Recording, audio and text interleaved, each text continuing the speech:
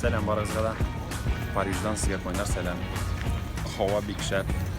Xalq bunda bek ochiq. Bunda bek ko'p turistlar ko'p. Turistlar bek ko'p. Shunda bek yaxshi atmosfera.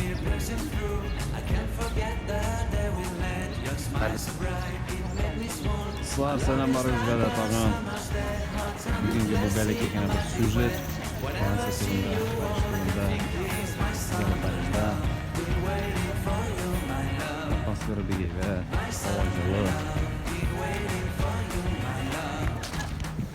Salom sizga. Narsa aytamiz? Butun sizlar ishonadi. Sayohat kishilari uchun butunlay bor. To'g'ridan boshqa butunlay bor.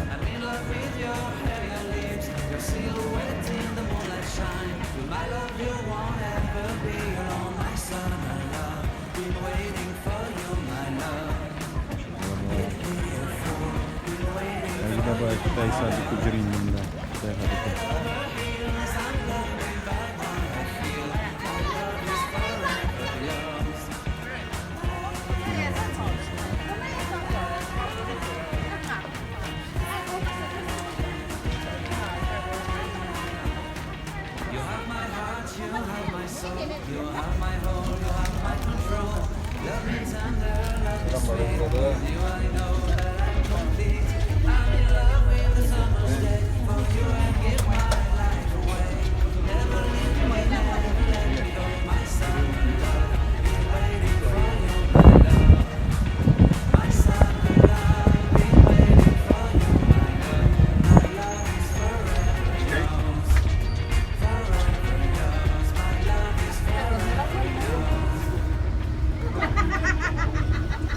Parij.